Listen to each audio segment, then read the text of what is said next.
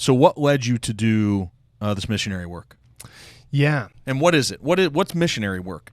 What is it? So I had two focuses. So I started with you've seen Billy Graham. Yeah. So I'm not inherently a religious guy. We've had conversations. I grew up that way fundamentally, but I'm not as much anymore. But I went to a Billy Graham thing you did? at Paul Brown Stadium in Cincinnati because even if it's something, I think what's serving me well in my life is, even if it's not a belief I have or it's a fundamental value, it's like, well, let me go educate myself. Mm-hmm. Let me go and sit there. It's like, I'm not going to be indoctrinated into something I don't want. Let me go and see what other people are saying something about. And I sat up, and you can pick back up, but I sat up in Paul Brown Stadium, and when he started talking about, he probably spoke for 20 minutes. He was later in his life. And they turn on the music, and there's something about that music. And he had his choral director, that guy that was with him forever. Yeah. I'm pretty sure he got on, and he's singing. And he starts talking to people like, he said, hey, calm down. And I'm sure it is. It's a religious connection of, right, connecting to whatever value it is. But there was something about the feeling in that stadium around those people. Felt good. So Billy Graham. Yeah. So Billy Graham and Missionary. Yeah. I never saw him. Apparently was a great guy. Yeah. So we did something kind of like that for the first chunk of our time in ministry, where we were all over the world. We had 120 people that were skateboarders, break dancers, hip hop dancers, bikers, bladers, rappers, all of that sort of thing. And we would do events like Billy Graham, but with the X Games smashed into it. And we didn't have a guy in a suit. We had a skater who would do some, jump over a bunch of kids out of the crowd and, make it relate somehow to Jesus, right? Mm-hmm. And so it was fun. It was really, really fun. It was it's how I spent my 20s, and we got to do it all over the world. Got to be part of the bonkers thing when I look back. So I'm 40 now. When I look back at that season, I sat at the governor's desk in the Philippines, and I had the opportunity to meet some of the wealthiest people in various different countries, and to be with them, pick their brains, and do TV stuff and radio, all these sorts of things. And I was in my 20s. Like, what the heck was I doing? Who was trusting me to do that? And but I think it was so fun. It was, and I was doing something I really, really believed in, right? And meeting guys like this guy here in Cincinnati who ultimately helped me, totally change the direction of my life. The second half of the time in ministry, I was in was two different stories, but right at the same time. So I was traveling a lot, and I was in Zambia with a friend. We were doing these big events, and you'd have thousands and thousands of people come in the evening, and you see all this crazy stuff. And we've talked a bit about that. And one morning, we're walking along the street, dirt street. Everyone's in like winter jackets, because I don't know why. Don't even know why I brought that up. But it's in the middle of summer. That's why it was just so weird. You're like, why are they wearing winter jackets? It's boiling.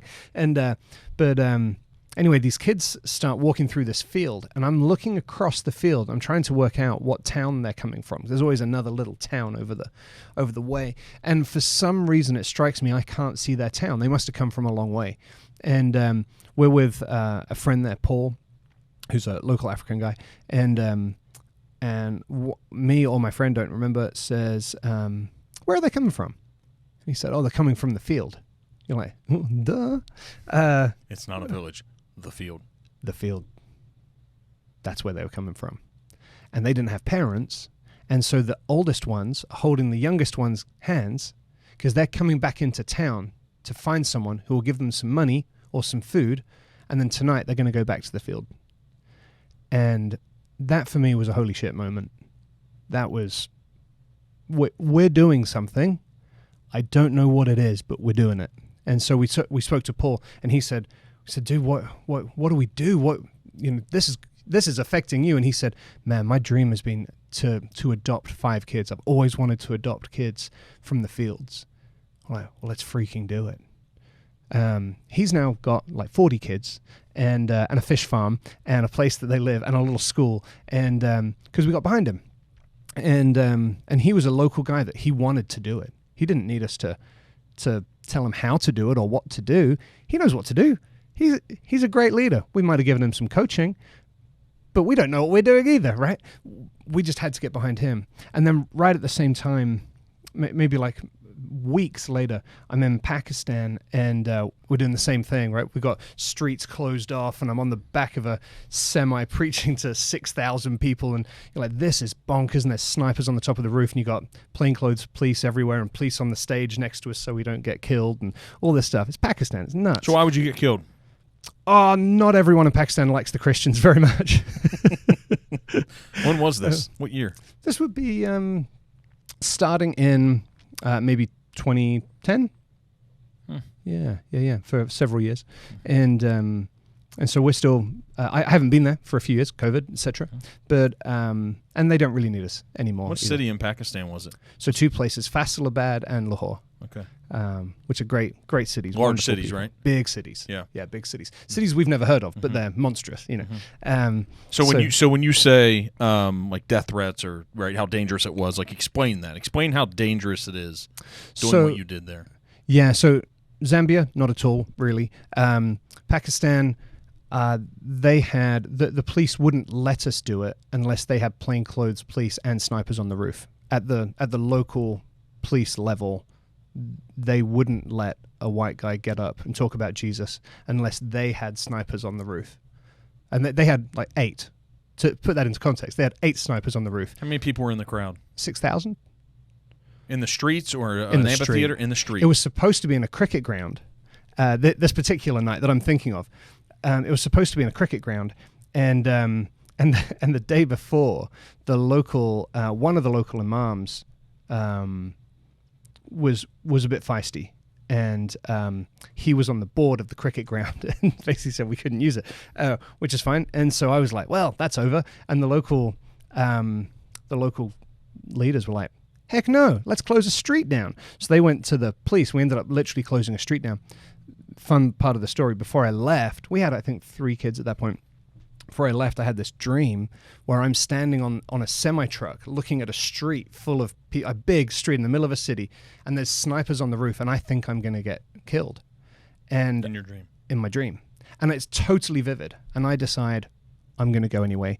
We're not going to be preaching on a street. And so, and I thought several times I should tell my wife. I'm not going to tell my wife, right? So I didn't. And then we end up not being in the cricket ground. We're on the street, and I look out and I go, oh God, this is the dream. This is it. And I'm like, I'm going to get killed. This is how I think the dream ends. I assume, right, in the dream, there's just snipers everywhere, and my assumption is I get shot. And so I don't get shot in the dream. Nothing happens. The dream ends. But that's my assumption. And so I'm standing there on the stage, and I'm like, I'm sitting on the stage, and I think, this is it. If I get up and do this, it's over. And I sat there and I thought, this is where I got to. So 2 things happened. I told you there were one thing. So and I'll share that. Two things happened. One, I decided I think I'd want my kids to know I did it. That I said I was going to, and I did. And I better do it, because otherwise, if I don't get shot, I'm going to spend the rest of my life thinking I should have done it. And I'll always know I wimped out, and my kids will know I wimped out. So I'm just going to do it. The other thing that happened that was as important or more important was the one of the other local clerics or imams. We'd become close. So this is back to relationship, right?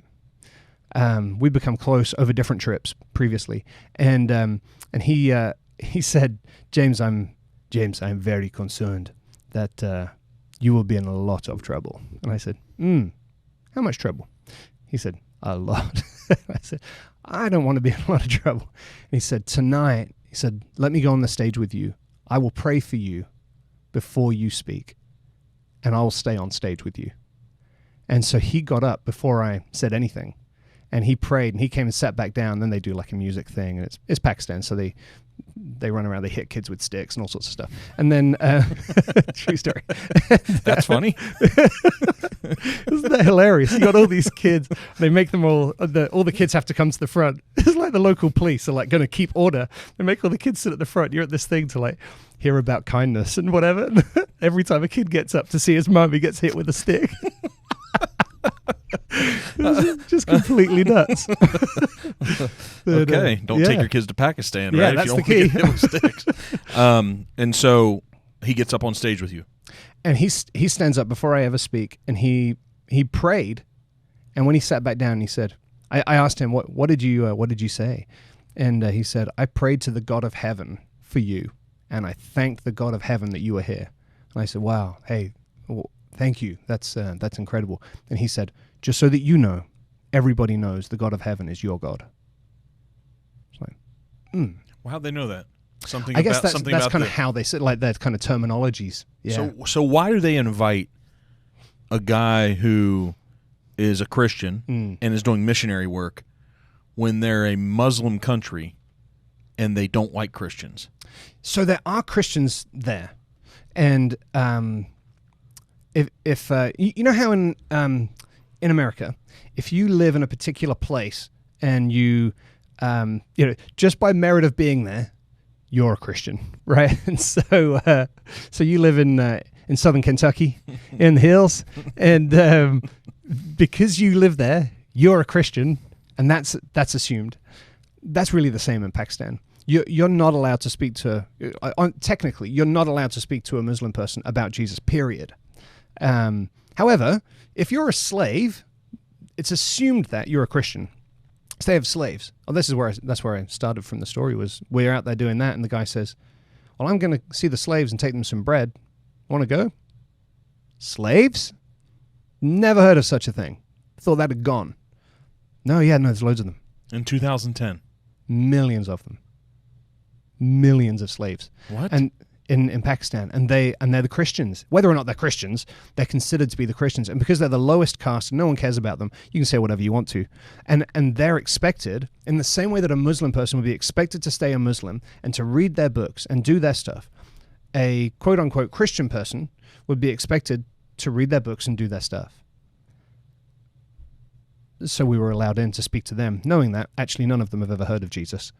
They don't know anything about Jesus. They don't go to church, do they? They're out making bricks. So that to me was this opportunity, because I really believe, for all sorts of reasons. I don't know how much you want me to go into this. Go. If you look at what they'd call, and this is with the understanding that a lot of people throughout history who say they're a Christian aren't a Christian, right? So there's all sorts of very, very bad things, and but when you look at like people who have brought that kind of westward expansion of the gospel, all of that, actually it does, and it's good on its good days. It's producing education, health, all sorts of kind of good social outcomes, and there's people in Pakistan who are living as slaves. That's not good. They need good social outcomes. They need education, healthcare, and these other elements that actually I think Jesus was a fan of. Mm-hmm. And if we have the opportunity to go into the lowest of the low, we called the ministry L3, the least, the last, the lost. Mm-hmm. It's like if we have the opportunity to get to the least, the last, and the lost, the ones that literally no one cares about, we should probably do it. And that was kind of our angle in. And so we ended up, same deal. We ended up, I said, what would it take to get one of these slaves out? Like, how can we just buy them out? And my friend Shazad says, yeah, you could, yeah. I said, what would it take? How, we go to the slave master and what do we say? And he said, well, we just have to work out, how much does their family owe? Well, how long have they been there? Oh, maybe 3 generations. What? Well, what kind of money would it be? And he said, oh, brother, so much money. Well, like how much? Oh, it's so embarrassing, so much money. Please, tell me, how much money would it be? And he said, one family, maybe $2,000. I said, that would buy a whole family out. He said, yes, it's so much money. Well, I'd spent more than that on my freaking flight to get there. To speak to 6,000 people. Right. You should definitely get somebody out of freaking slavery. You should get someone out. So I said, well, let's do it. Let's do it. What else? Tell me how we can do it. How can we do it? Right. So if I have $2,000, how do I know they're going to be released? How do I know they're not going back into slavery? Yes. What's the outcome? And that was where it fell over originally, right? Is because he said, well, we start talking about it. And he says, well, this is their home, though, James. Right. So can we just get them a new home? Yes, but all their friends live there. Okay, so we buy a whole village out. What do? Well, all they know what to do is make bricks. And this is where bricks are made. They can't read. They sign their names. When they collect, any payment they do get, they sign their name with a thumbprint. None of them have touched a pencil. And so we said, well, what the hell do we do? And Shazad and another friend, Ijaz, were sitting together. We're having dinner with me and another friend from here. And we said, well, then what do we do? And they said, we really think we need to start a school. Because in Pakistan, if a child has the opportunity to go to school, you're not allowed to stop them. The slave master can't stop them going to school. And if we can start a school, they can buy themselves out because they'll get a job. So, well, let's freaking do that. What does that cost? And he did the same thing. Oh, brother. Oh, it's so embarrassing. Oh, it's so much money.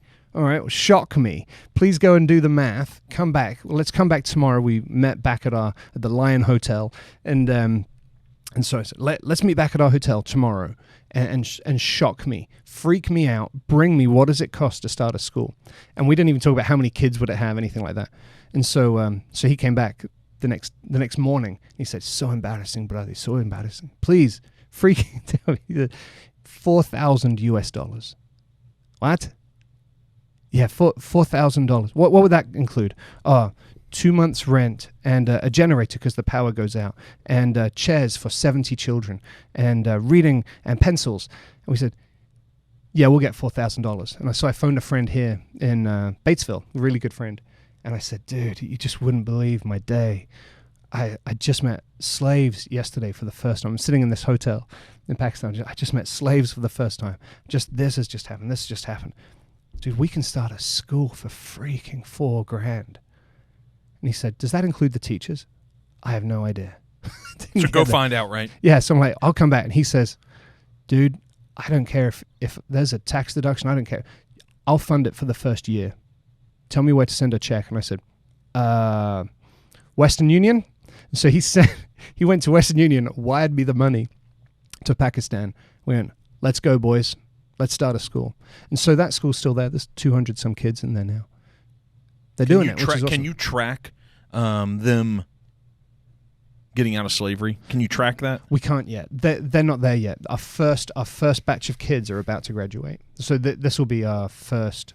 So here's a question I have for slavery in Pakistan. I'm sitting here like just fascinated because there's so many things going through my mind. I try to be so independent in this world of politics and religion and all these things, and say, hey, let me just try to understand it a little bit from both sides. But here's what's so fascinating to me is, you said millions, but I don't know how many slaves. I believe it's millions, yeah. So as my head goes to a slave, is this indoctrinated in the way they live, and it's almost voluntary slavery? Oh, good question. Sorry if that offends somebody, but is it, because it sounds like, well, it's like that's what they know. That's where their friends are. All they know how to do is make bricks. So is this an education piece, or is it forced? So what it stems back to is it always stems back to a loan. So the collateral for the loans, and they're stupid loans. Like 2 generations ago, my granddad needed a donkey for his hauling business, and he wasn't going to get a car because he's in Pakistan. So he got a donkey and a trailer, and it cost him $100 to buy a donkey from someone and a trailer. And now he couldn't make up the loan, and now a generation later, our whole family lives in a little house, and there's a slave master. He makes us make bricks that he sells in the market. And the government reinforces. So the government, it's actually illegal to have slaves. But so this is like, obviously, it's amazing. Pakistan's amazing, right? So it's completely illegal to have slaves. Every kid is going to be in school by, I think it was 2010 or 2020. They have 20 million kids not in school right now in Pakistan. So, I mean, it's worse than it's ever been. They didn't start building schools. They just had a goal to not have kids not in school. Obviously, you got to back that up with a school built every now and then, and I'm sure they built some schools. Let's say they didn't keep up, and But they've got there's so many problems overlapping. I sat next to the only time I've ever been upgraded on a flight. Obviously, when we fly somewhere, you'll get us upgraded, right? So, but for me, I flew all over the world. You don't know how frugal I am. No one's told you this. They haven't yet. Okay. I'm really disappointed. Ask around. You're lucky if you even have a seat. You'll be sitting in the aisle if you travel with me. Hang on to the wings. So I finally get upgraded. First time ever. I've flown around the world multiple times. Never once got upgraded. And so I'm flying out of Pakistan to Jordan, and I'm like, I've got to get myself freaking upgraded one day. My wife had just been on a flight from like Paris to Sao Paulo, and she got upgraded to first class. And I was like, are you freaking kidding? I fly way more than you. How am I? But she's pretty, and she had tight pants on, and so I thought those things still matter. That's right. Okay. That's right. And so I thought, I'm putting my tightest pants on. I'm getting freaking upgraded. So you think the world's fair? You have that misconception as well. There aren't the same rules for everyone. I'm sorry, there's not. But it did work. So yeah. So long story. I get my tight pants on and all of that, and I get upgraded, and I end up on this flight from I don't know, it was Lahore or Faisalabad or Karachi or somewhere to Jordan, and I'm sitting next to the Pakistani Minister for the Environment, and like from government, and a high level and a highest level, and so we ended up talking, and I'm so fascinated with what was interesting was he was so fascinated with what I was doing in Pakistan, and I was just totally fascinated with what he was doing. And I said, so in Lahore, I just left Lahore, and I'm like, and you have slaves. Yes. Like that's what I just wouldn't be able to hold back, and I'd say, okay, so you have slaves, and how is that okay? Right. And he'd hate me for the rest of my life probably in his life. Yeah. Well, I would say we didn't stay in touch. So, I mean, he might hate me. But actually, where I started was, okay, you're the Minister for the Environment. I said, look, when I think of London, where I grew up, 1 mile outside of London. In Kent. In Kent, the Garden of England. Right down the hill from, what, Henry VIII? Is that it? And Anne Boleyn's head used to roll past my house on a weekend. Sorry. So I said, you know, I think of London, and 120 years ago, we had open sewers. You have crazy, it looks like from the air, these rivers look like rivers, but these rivers are sewers for cities of 8 and 10 million people, and they're just open sewers. And there's people who are slaves. Actually, these technically aren't slaves. These are government employees for, you know, a couple bucks a day, but they're quote unquote Christians again, because it's the lowest caste. They have to jump in there and pull plastic bags out. And so how do you get... He was on his way to Toronto to some like meeting of world leaders for the environment. And I said, how do you get from where you are in Pakistan to Toronto? How does that happen? How long does that take? And what's the next step? I said, I'm so fascinated by this. He said, we have no idea. That was his answer. We have no idea. And I said, and I was very nice, because I'm a very nice person. I said, but you've got to have an idea. Someone's working on this. And he said, we have so much construction. So this is ironic, goes back to your bricks being made by slaves, right? And so they're the ones over here, you know, we have oil interests or whatever, you know, blah, blah, blah, influencing our government, I'm sure. Obviously that's not happening. But over there it's brick interests. Like, how crazy. And so they have so much construction. We have so much construction, we can't keep up. We can't start building sewers. We're still building buildings. And so they're way behind. And so part of the problem is the fabric of society. If you take away slavery, the concern would be the fabric would fall over. It sounds like they needed to get out of the 17 and 1800s of... I think that would help them a lot. Right.